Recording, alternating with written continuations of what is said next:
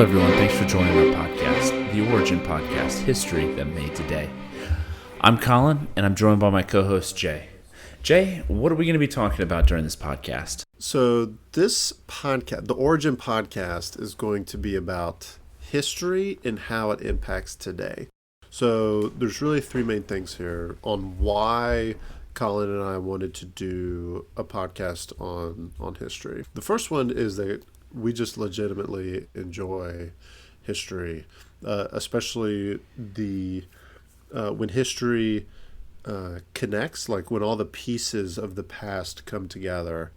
When I was studying history in college, one of my favorite aha moments, if you will, was when I understood the connection between the Renaissance and the Reformation. And then when I understood that connection, I was like, oh, shoot, this is what led into the Enlightenment. And seeing those past connections is just really enjoyable. Secondly, while we're doing this podcast, is not just seeing connections in the past, but seeing connections for the present, how history is the foundation for the world that we live in today. Back in 2020, seeing COVID, seeing the riots that came out of the George Floyd killing, just the cultural upheaval that was 2020 really made me sit back and think to myself, there's not a very good historical understanding within our culture today. Yeah, and I mean, ultimately, with all of that being said, we want to pursue the truth. And we believe that the truth is beneficial to our society, our culture, just the common good in general. So we're going to, in the pursuit of truth, try and maintain objectivity and really try and do our best to remain as unbiased as possible. So there's going to be some contentious issues that Jay already mentioned. We're going to be covering politics, we're going to be covering history, and a lot of that is, race relations, different economics, colonialism, things that are the hot button, words that you hear today. So with doing that, we are going to try and limit our biases and approach things from all angles. So if you happen to see something differently than what we do, please let us know in the comments on one of our social media pages.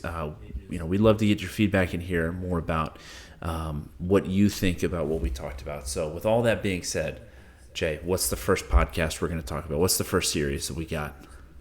Hey, so our first series is going to be on the current Russia-Ukraine conflict that really started in 2014. It obviously kind of blew up again in 2020, but the focus of this series is to try to peel back the historical layers, asking the question, how did we get here?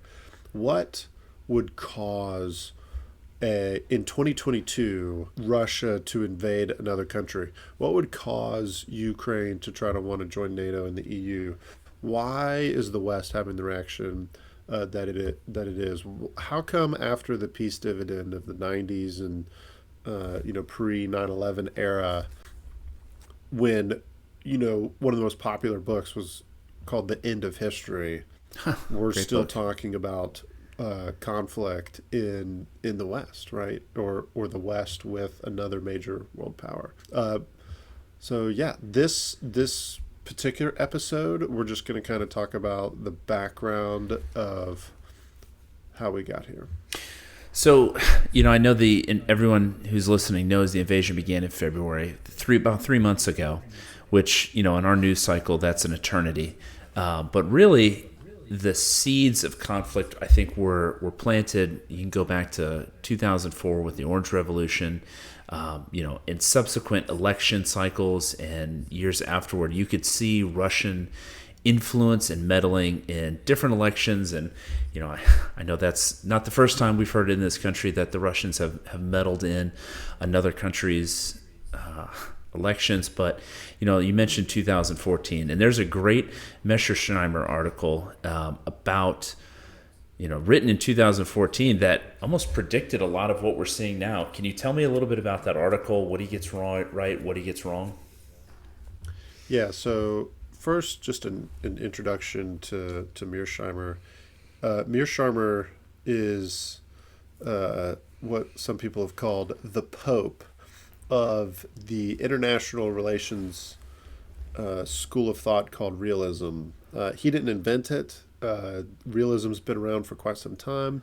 Henry Kissinger writes a really good book called Diplomacy, where he compares and contrasts idealism and realism. If you're interested in that, but Was he like the Pope, selected by God for this position? Is that why he got that I mean, nickname? I personally think so. No, so Mearsheimer is a wicked smart dude. Even if you don't agree with him, he is very well reasoned. He's very intelligent dude. Professor at University of Chicago,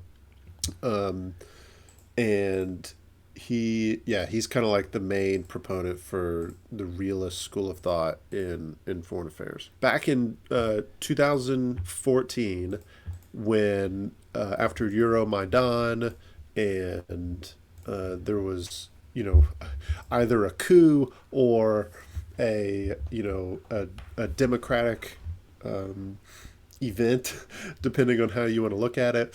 Vladimir Putin smelled opportunity, and the Russian elite smelled opportunity, and they invaded Crimea, which was super easy because there's already several thousand Russian soldiers there in Sevastopol, where their Black Sea fleet's been at for a long time. And long story short, they seized and annexed Crimea, and they also did a limited incursion into the Donbass, and things died down. There were some Minsk agreements, and during that phase in 2014, Mearsheimer wrote an article. And this article is titled in National Affairs, called "Why the Ukraine Crisis is the West's Fault." And just to throw out, I wonder what position he takes on this and what he's feeling right now. Right. So, and it's crazy because what he is speaking against is absolutely being re-articulated today.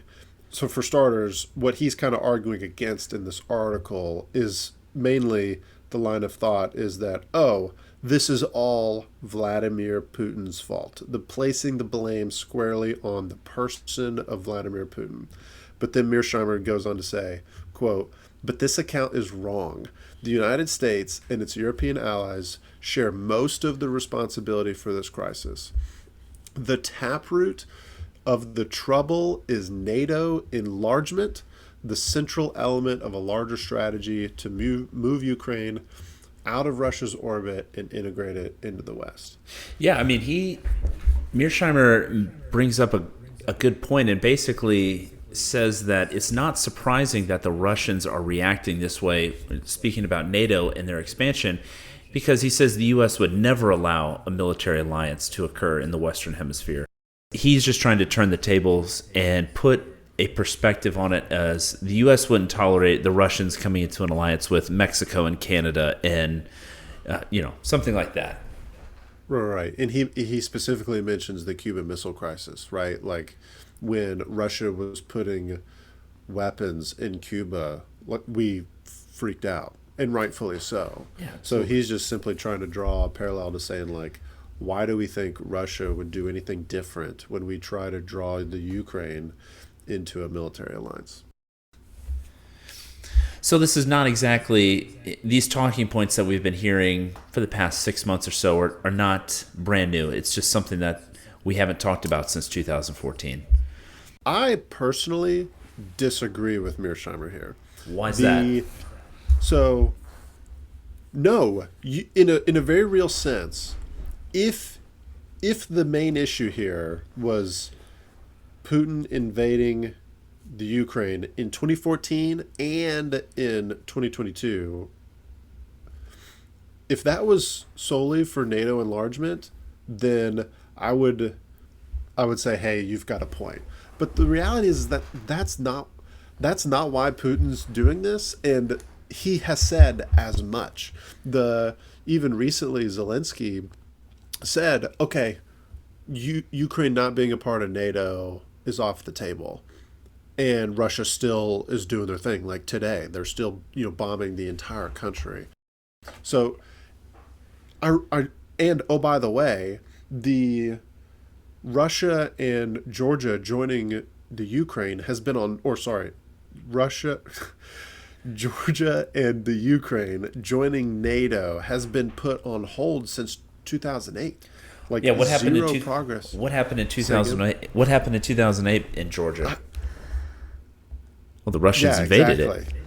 Yes, and there was a big summit. I forget where it took place, but there's this big summit, and like no progress has been made on either of those countries joining NATO. What happened in 2014 was an election that he didn't like, and the guy who was pro-Russia didn't win the election, and the guy who was not pro-Russia won the election, and all of a sudden the Russians start coming across the border. So that's an important point. We're talking pro-Russia, the guy that's not pro-Russia. So Mearsheimer makes a few other points here with the expansion of the EU and the westernization of Ukraine. Two other points. Let me ask you, do you think that those are why Putin is going to be persistent in his invasion of Ukraine? The term the westernization of the Ukraine is packed full of all kinds of confusing baggage. Let's unpack all that baggage right now. We got plenty of time. So the first part is, in a very real sense, Ukraine is becoming westernized, right? Like, and I'm doing air quotes here, like it's becoming westernized. Okay, they want to join the EU, they want to join NATO, blah blah blah blah. But in another sense, there is no like Ukraine is still Ukraine. Like Ukraine is still Eastern Europe.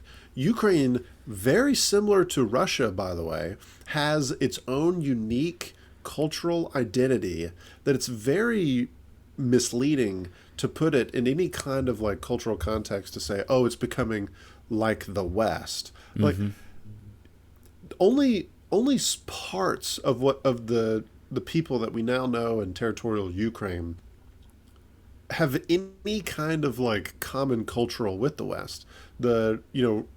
In terms of religion, even the Catholicism in the western parts of Ukraine was called Greek Catholicism because they kept a lot of the traditions of the Eastern Orthodox. In a very real sense, to say like, oh, a country's becoming westernized, so we're going to invade it, like, are you serious? If what they mean by that is we don't want them to join NATO, okay, got it. That makes a little bit more sense. Don't agree with it, but I can understand that. But to say like, oh, you're becoming like the West, therefore I shall kill you, that is ridiculous. They're not doing that to the West writ large. Like, who said, what objective reality is out there that like Russia has to kill Westerners? Because they're not doing it. Is it only Ukrainians? I don't understand. Yeah, no, I mean that's a good point. I wonder though if he's looking at the Ukraine and seeing a Western influence, an American-backed Western influence. I think in the article, and I mean it's pretty public knowledge now. Victoria Nuland has come out and said that they've invested billions of dollars into Ukraine's economy.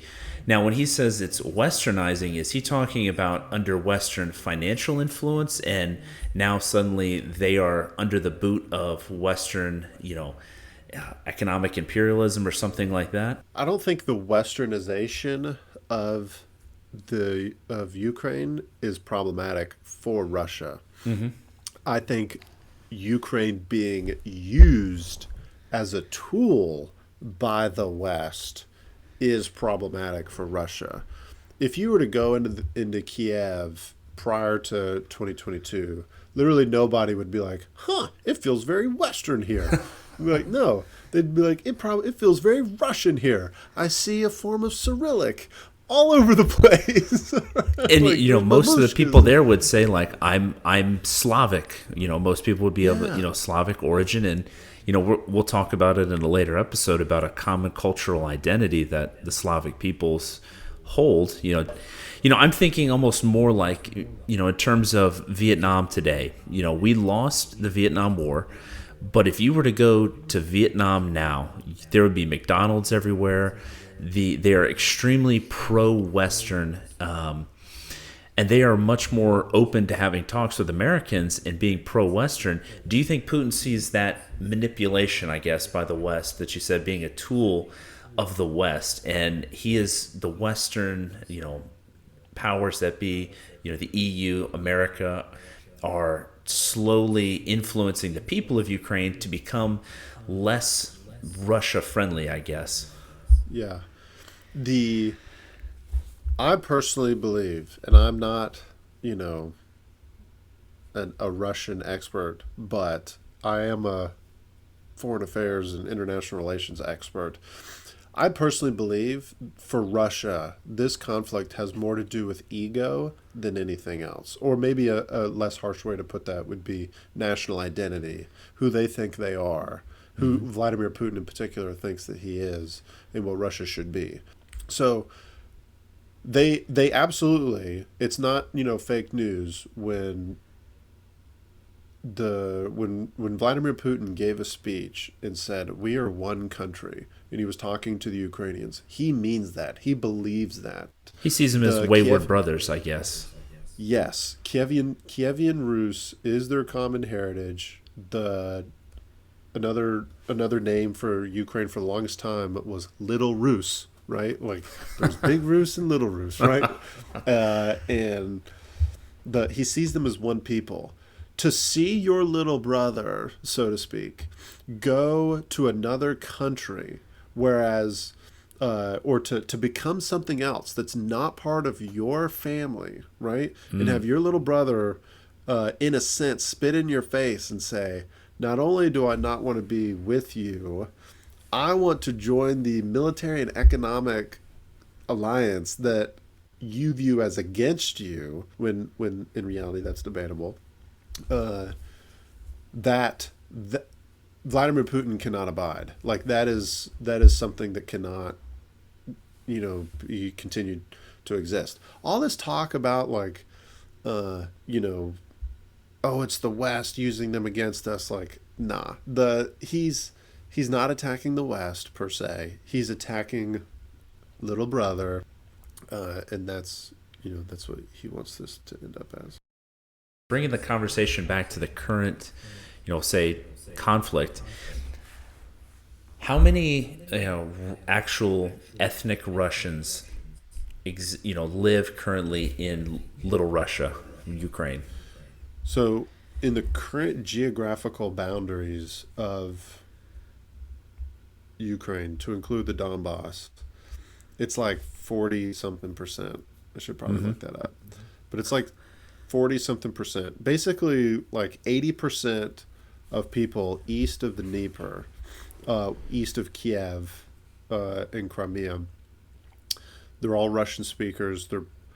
They may or may not consider themselves ethnic Russians. Like there's Tartars in there, right? Like the Tartars, are they Russians or are they not Russians? Like, I don't know. Like the Tartars have lived in Russia for a really long time. So does that make them Russians, right? Like I'm Scots-Irish, but I'm American. You know what I mean? Exactly. So the point being is but west of the Dnieper, you get a lot lower numbers. But what's interesting in this current conflict, you have cities like Kharkiv, which is a Russian-speaking city right on the border east of the Dnieper, and they have been fighting off the Russians like cats and dogs. The city still has not fallen because the local people and the Ukrainian military there have just been fighting off the Russians hardcore, and they see themselves as, quote unquote Russian. So even then, like it's an oversimplification to say like, oh, they're Russian, they're ethnic Russians, they speak Russian, so of course they want to be with Russia.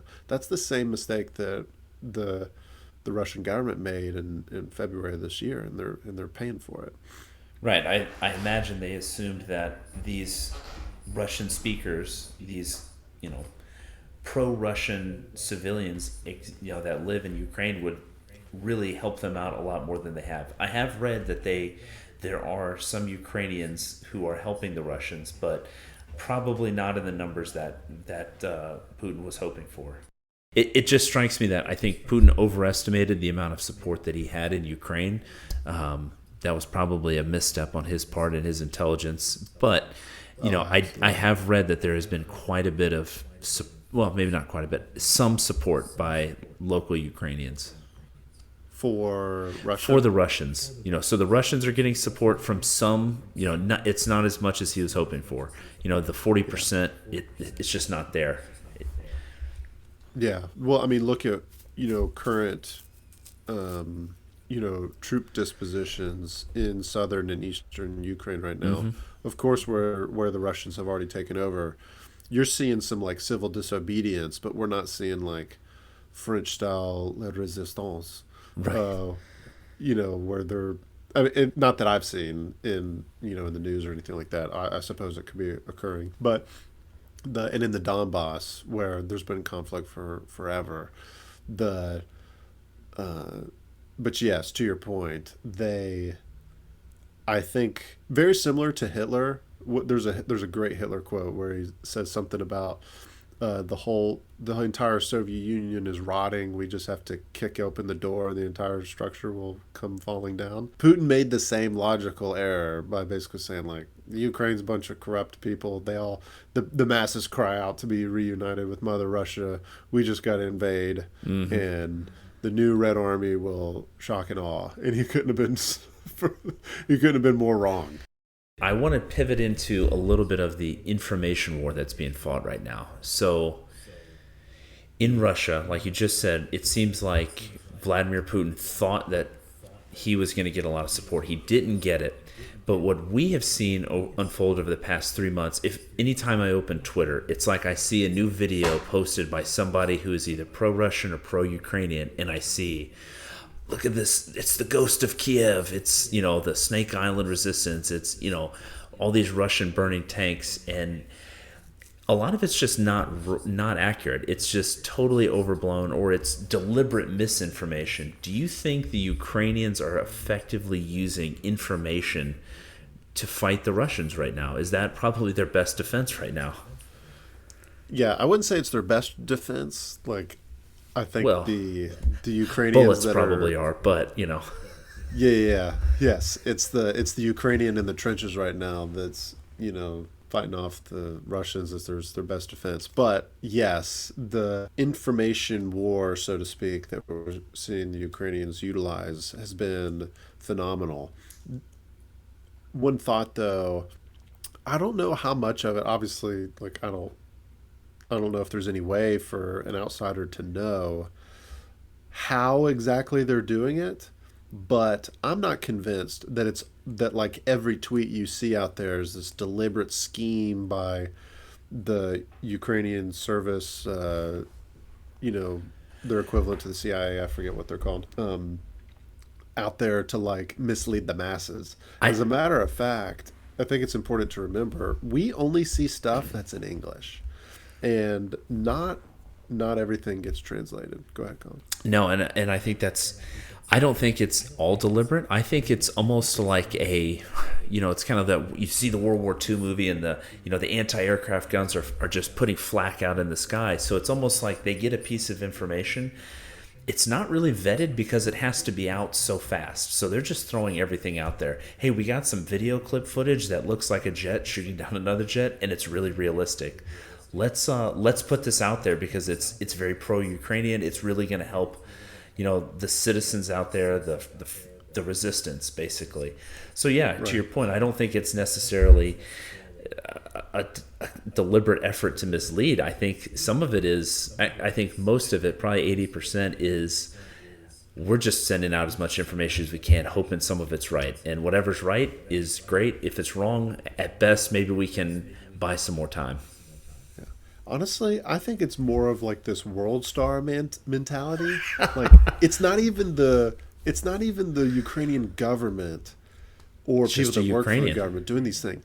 It's just bros trying to get like viral, and you know what I mean. Like this whole and of course I don't know this, but to me it seems entirely plausible and highly likely that whole Ghost of Kiev thing that went on was a dude being like, creating a meme and going, "Hey, follow my page for more." Like this just cheap visibility. Yeah. I mean, it really could have been. And that's an interesting thought. I mean, you've got that many people with that much hyper focus.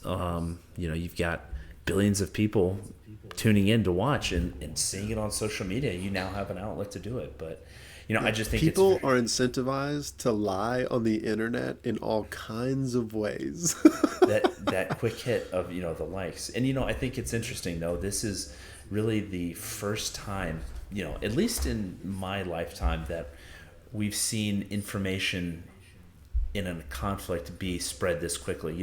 We grew up on the invasion of Iraq and different things like that, and it was always through the lens of, the big news media. So what you saw was it was better vetted. It was, you knew what you were seeing was accurate, right? You're getting a live report, and that may not have been that's up to that second. Whereas now, somebody has a phone, they pull it out, they capture something, a tank burning, it is on the internet within moments, and everyone can see it. And suddenly that gets passed around, and then you got an army of people speculating about what it actually is, and people editing it and reposting it. So it's interesting to see how this new element of warfare, it really is a new battle space that we're seeing. No, and I would argue the truthful stuff is more effective than the disinformation.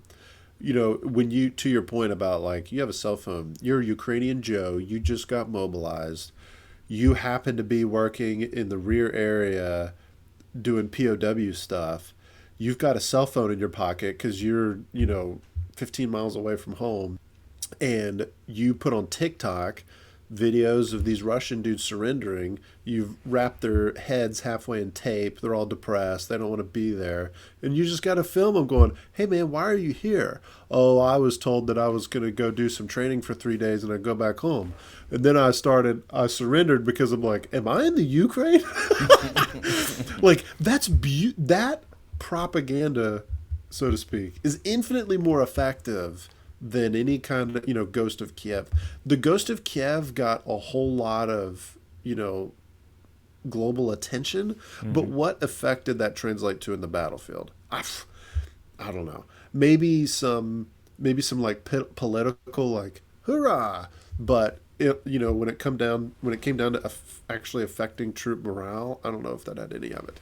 But if you see a TikTok of Russians surrendering and they basically say, like, "Man, I don't even know why I'm here," that helps your morale quite a bit. Absolutely.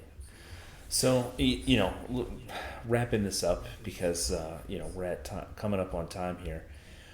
What do you see? How do you see this conflict ending? What do you see victory conditions for Putin, and what do you see victory conditions for Zelensky? I'm going to go with an incredibly bold guess. And it is a guess, but I'm going to be bold here, all right? And I'm going to give some historical reasons why. This is the podcast, right? Exactly. How do I think this war is going to end? I think there's going to be a coup in Moscow, and Vladimir Putin is going to get evicted. The reason why I say that is Vladimir Putin has tanked his country's economy, right?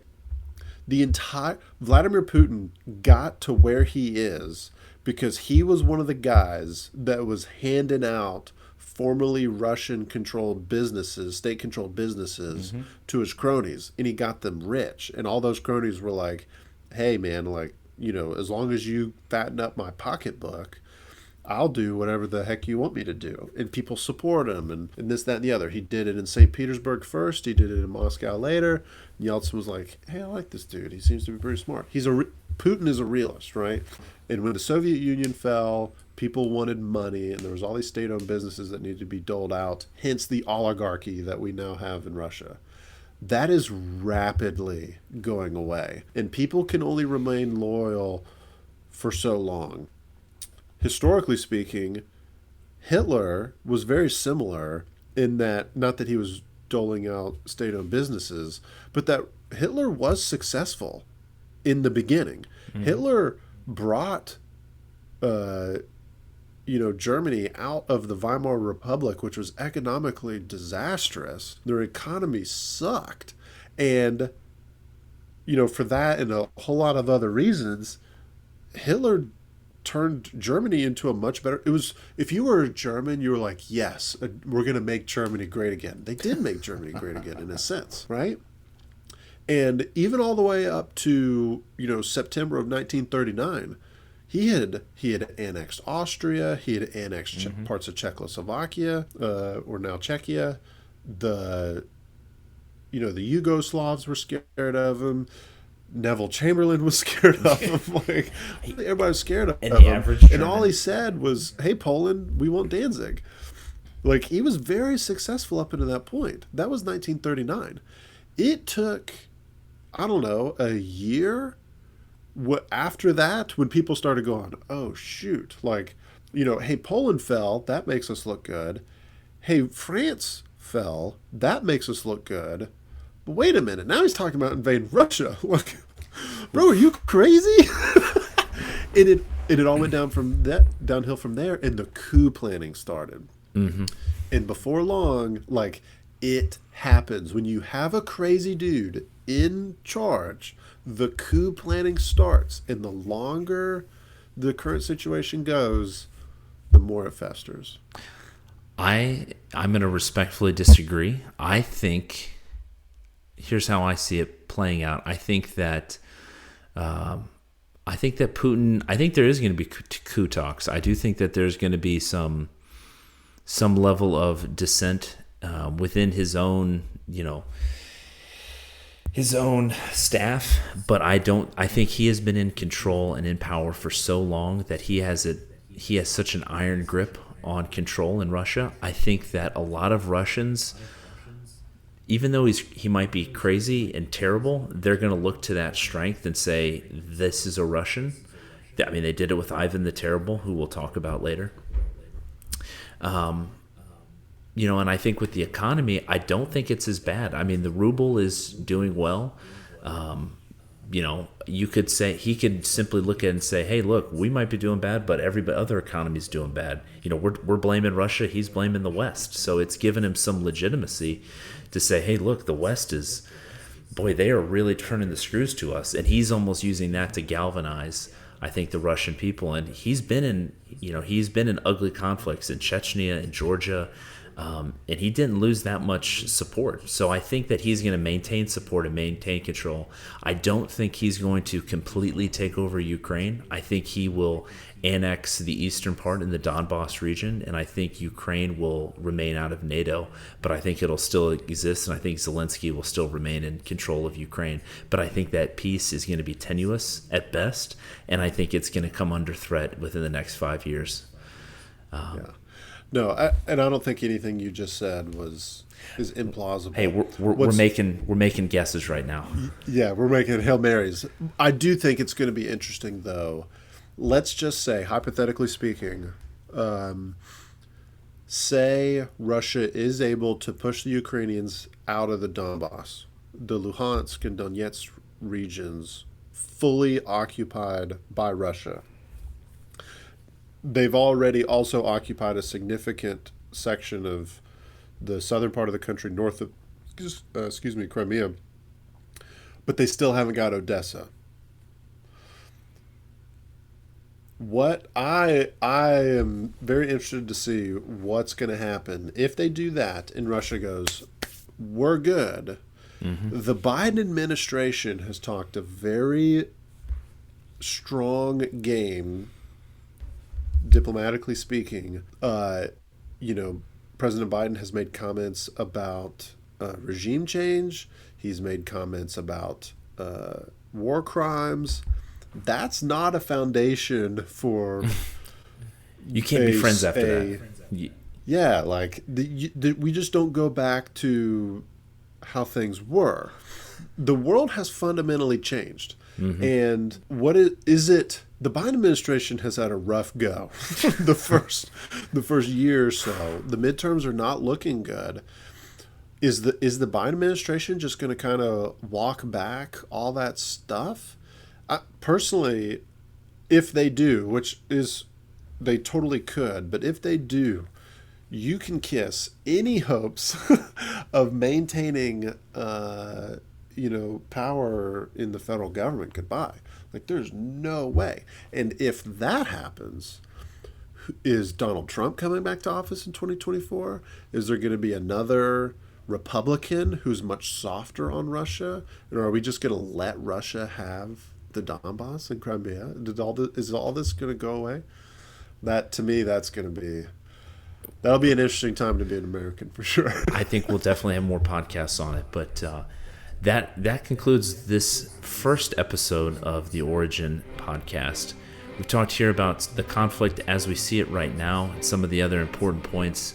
Next week, we're going to talk more about this Russian identity that we spoke of, tracing their lineage all the way back to the Kievan Rus, through Ivan the Terrible, and some of these pre-Soviet and then into Soviet leaders that they often look to really to unite and legitimize their actions. So tune in next week for episode 2 on the Origin podcast. Thanks, everyone.